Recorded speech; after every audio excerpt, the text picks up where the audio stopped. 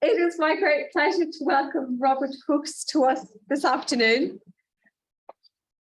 And he's an especially welcome guest because as soon as I announced this theme at the IEL conference, which we held virtually last June, I got an email practically right away from Robert saying, "Count me in. I want to be a speaker." So he was our first presenter. So I'm just delighted to have you here, and I won't take up any more of your time, Robert, because I know time is short. We've only given you a short time. So please do tell us about Retracing the Diachronic Development of Indian English, a tale of two strands, ... Thank you so much. Thanks for having me. Right, yeah, so my name is Robert Fuchs, Retracing the Diachronic Development of Indian English, a tale of two strands is my topic today. And I will first say a few words about the history of Indian English, and I'll focus on this concept of the settler and indigenous strand, more generally also in the analysis of postcolonial varieties of English. And then I'll say a few words about historical newspapers as linguistic evidence. And then I have two case studies for you, one on continuity and change in the progressive in Indian English, and this was the assigned reading, so just a brief summary here, and then a new analysis on continuity and change in lexis. And then I'll try to draw all this evidence together and provide a conclusion. So in the dynamic model, the idea is there are 5 phases there are specific cutoff points there, for example, 1600, 1757, but these are really just sort of symbolic. These are historical events that in hindsight proved instrumental in driving forward the development of this particular variety. But of course, that's a gradual process. And Indian English is now in phase 3 or phase 4, depending on the analysis you're adopting. So phase 1 is foundation. The colonial power arrives at that place. In India, that was mainly a trading venture. And then slowly this East India Company, the trading venture there, morphed into a territorial power with an army, got into armed conflicts with Indian rulers, principally the Mughal Empire in northern and central India. And 1757 is another turning point, which was in hindsight the date of the battle that really made the East India Company the preeminent military power in comparison to local territorial powers, but also other European colonial powers. And important for this talk are the two other phases, phase 3, nativization, until 1835 with this so-called Macaulay's Minute, which was a policy change in education policy. This was instrumental because before that, the policy of the East India Company was to promote, in as far as they did, to promote education in Indian and other non-English languages. And from that point on, they mainly promoted education in English in order, with the explicit aim, to educate a class of intermediaries, a group of intermediaries who would be Indians, but also would be acculturated to not only the English language, but also British culture, and would then form this class of intermediaries, which was very successful in hindsight, until it was this group that was instrumental in the Indian independence movement. And another important year is 1968. This was the year when the so-called 3-language formula was established. This really cemented the role of English as one of 2 important languages, or one of the 2 most important languages in India and post-independence India. Until then, after independence, the status of English was still not fully settled. And in this talk, I will focus on real-time linguistic evidence from 1840 to 2010. So these 2 phases, phase 3 and phase 4, really. And part of this approach to the study of post-colonial English is the idea that we can distinguish 2 strands of local English being used, the indigenous strand and the settler strand. two subvarieties, if you will. And India was a trade or exploitation colony, so it wasn't really a settler colony like Australia, where people came to settle there for good, and then they had children, and this would be the first new generation there. This didn't really happen in India, but we have a situation that's sort of coming close to that. So who was, or what was the settler strand like? Actually, it consisted of colonial officials, farmers, merchants, and industrialists principally. It was comparatively small in comparison to the Indian population, but still, in absolute terms, sizable and stable. And these people often stayed in India for decades and rarely traveled back to Britain because that took a lot of time and was very expensive. They did not educate their children in India. That was frowned upon. They sent their children back to Britain at the age of 6, roughly. Many of these children, in fact, returned to India later on to work in India as colonial administrators or in any of these other professions that I pointed out. So there was some continuity in the settler strand, not nearly as much as you get in Australia, for example, but there was some continuity and some autonomy then also linguistically. That's my hypothesis. Some autonomy of the Indian English settler strand compared to British English. Looking now at the indigenous strand, how did that come about? Well, actually, the first schools teaching English were founded by Indians for their children before 1800 to better their economic prospects. And soon missionaries and later the government also made efforts to establish schools that taught English, especially after the so-called Macaulay's Minute in 1835. And this led to the rise of a class of educated English-speaking Indians, very small compared to the overall population, but in terms of the distribution of power in the country, very important and still sizable in absolute terms. And again, this indigenous strand would, I assume, have a large degree of autonomy with respect to the settler strand and also with respect to British English. And there's some evidence, indirect evidence in sociological terms, because these two strands inhabited quite distinct cultural spheres. You've got to imagine these colonial societies were really extremely segregated. There was mistrust from both sides because there could at any point really be armed conflict and armed contest about who rules the country. And these two strands also maintained separate publication cultures. Both had newspapers that they used to further their aims and they used to exchange ideas. The settler strand publication that I'm going to focus on was the Times of India, the preeminent publication in this cultural sphere. There were others as well, but I'm going to focus on this one. And here there's an example of an indigenous strand publication, and this is particularly interesting, culturally speaking. This newspaper is called the Kaiser-i-Hind, so the Emperor of India, or the Empress of India, in fact, in this particular case here, in this time. That was a bilingual Gujarati and English publication. Also note this, I think, Persian-inspired genitive construction. This really shows very nicely the cultural fusion that the indigenous strand exemplifies here. And just to give you an example of what their attitude was towards the idea of British India and what their position was, this is a quote from 1901, where the author complains about the conditions in British India, how they're being ruled. This is very inefficient and there are lots of problems, but apparently the British electorate doesn't really care about that. And we actually note the quote at the bottom here: "We have so much faith in the justice, freedom-loving and generous spirit of the noble and high-blooded nation that rules over us."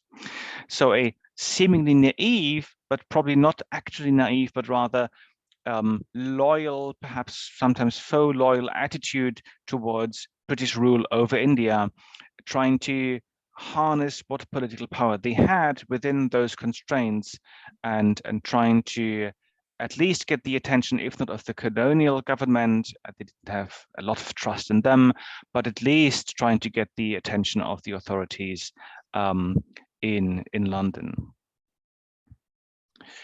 So I hope I've convinced you that they are these two separate strands, and that culturally, linguistically, we can make a distinction there, and that there was some autonomy in between these two strands.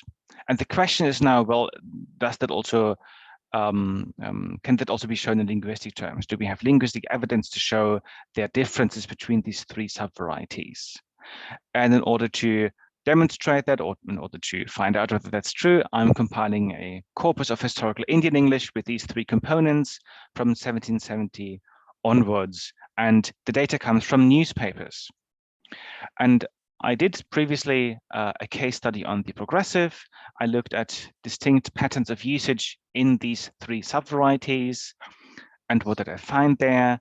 In the Indian English indigenous strand, I found substrate transfer in the use of perfect progressives and what's called unbounded or undelimited habitual progressives. So using the progressive to express an action that is habitual, that is commonly engaged in. And this is not a case where you would use the progressive in British English. So substrate transfer here for the indigenous strand. And in the settler strand, indeed, I find evidence that some of that had been carried over from the indigenous strand to the settler strand.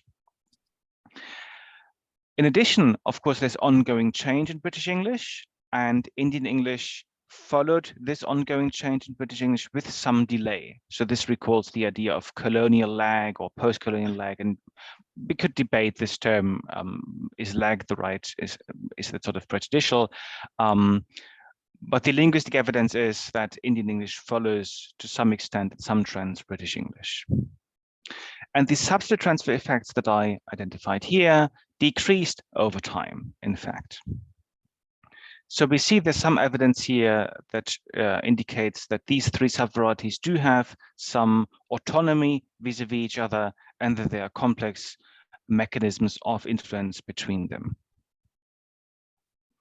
And now I'm asking, well, when we look at lexis, do we find similar evidence, or what can we say about how lexical variation works within these three subvarieties? And lexis is potentially very interesting because most research in this field focuses on syntax and phonetics and phonology, but lexis is rife with variation. If you look, for example, at this dictionary, it's called the Hobbs and Jobson, that's the official title, a glossary of Anglo-Indian, meaning British Indian words and phrases. That's a real doorstopper coming in at 800 pages. So there's a rich repertoire of lexical variation there. And why has previous research not focused on that really very much? Because we need lots of data for that.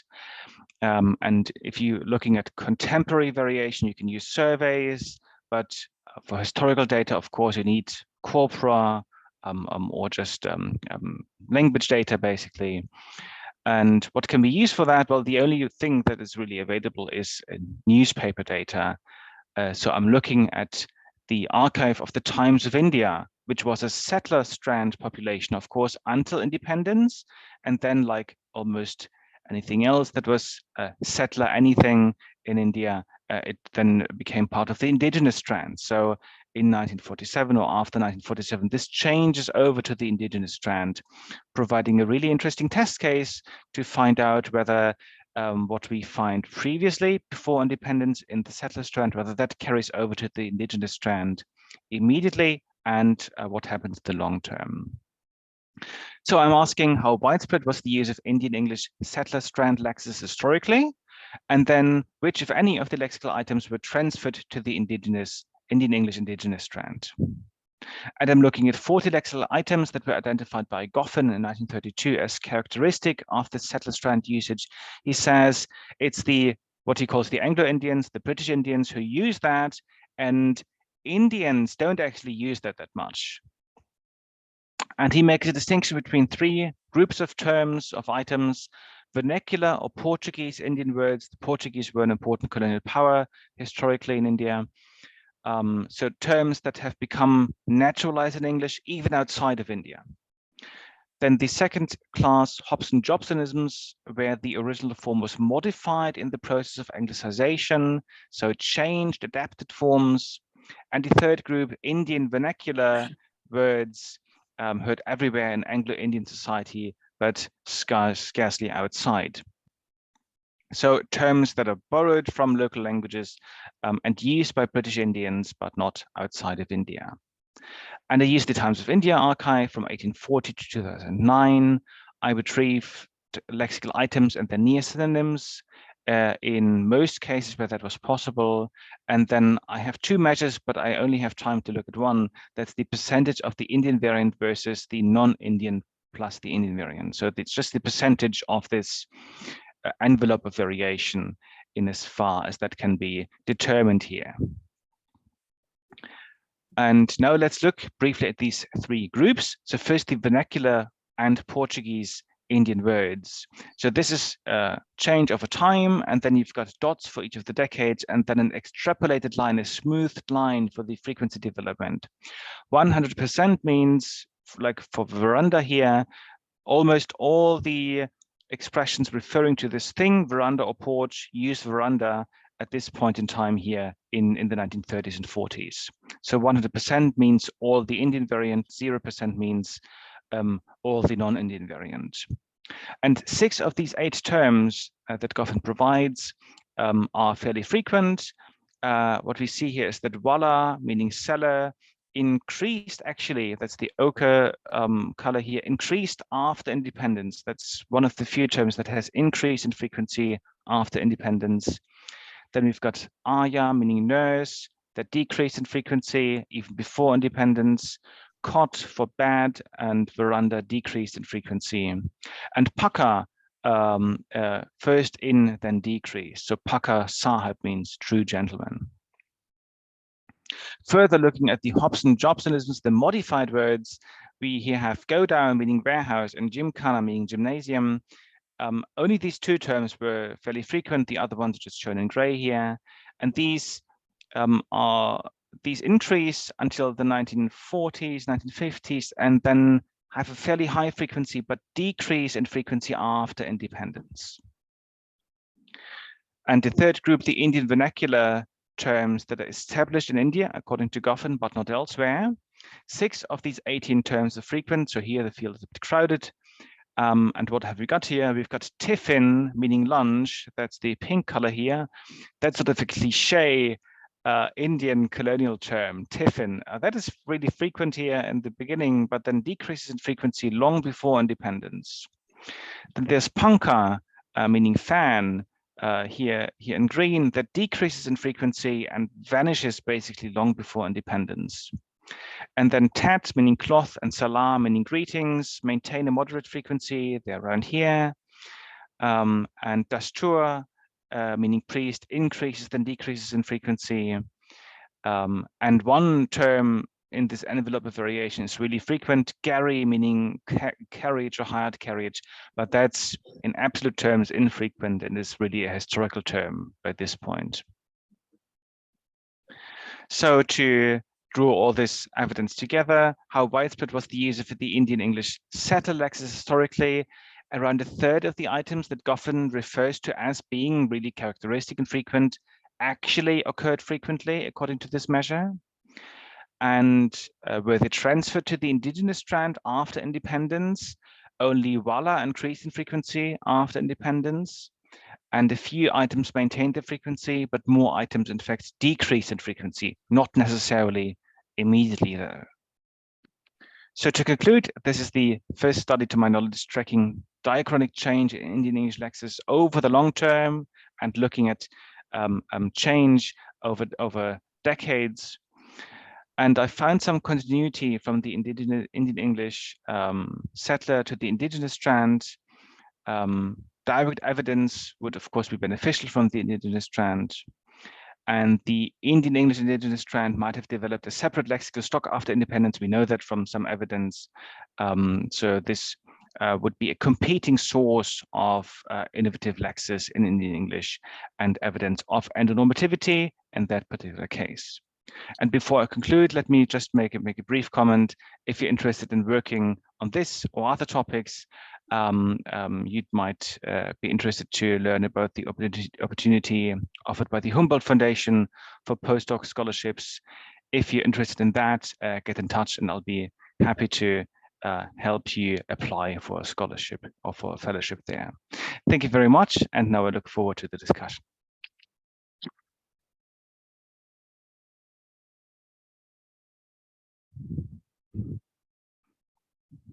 Really fascinating. I have Thank a question myself, but I'm going to let the audience ask theirs first, because I can always email you later.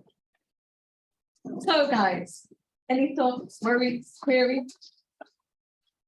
Oruba. Yeah, I have a question. Thank you very much, first of all, for the really interesting talk. Some of the words you mentioned, the Indian origin words, seem to have Arabic origin, like salam and sahib. And so I was wondering, is there another layer of colonialism, or is it mainly kind of relations through commerce that these words kind of came to India? Yeah, thank you. I didn't understand every single word of the question, but I think I got the gist. Yeah, so some of them are of Arabic and Persian origin, and indeed, so this Mughal Empire that ruled northern and central India before the British came, alongside some other rulers, they were of Persian origin. So Mughal is actually a form of Mongol. So the Mongols came, conquered Persia, and then they got acculturated there, and then they went to India and conquered India. So Persian was an important colonial language before the British came, and the British continued to use Persian for the court system for some time. So Persian and Arabic terms were very frequent in administration, but also in general in Indian, especially Northern Indian languages. Hindi has a lot of colloquial Arabic loanwords like kalam, meaning pen, or kitab, I think, book. So that's a really dominant source of lexical transfer in especially Northern Indian and Central Indian languages. Thank you. Interesting question. Any other queries? Marianne, yes, not just maybe, you're allowed to. Anytime. I'm sorry, you might have explained what the not available NA words stand for, but can you maybe explain why they're there, what happened in the data? Yes, sorry, I sort of glossed over that particular point. So in these charts, I just wanted to show the ones that are fairly frequent, not to crowd the charts here. So I chose to represent all infrequent terms in gray here. So you've got multiple points down here, and these are other items. There are 2 here in this particular chart. In this one, there are more. In this one, there are how many? 12 other items shown in gray here that are just infrequent that I looked at, but that didn't turn out to be particularly frequent using this measure. Thank you. Thank you very much. I'm not allowed to ask my question. Needy tells me I have to stop. So I will send you an email later. Listen, Robert, thank you so very much. I'm sorry the beginning of this was a bit technologically challenged, but we all overcame it by our various different devices in various different ways. So thank you so much. Take care of yourself, and we'll be in touch. Thanks so much for having me. It was a great pleasure. Take care, everybody. Thank you.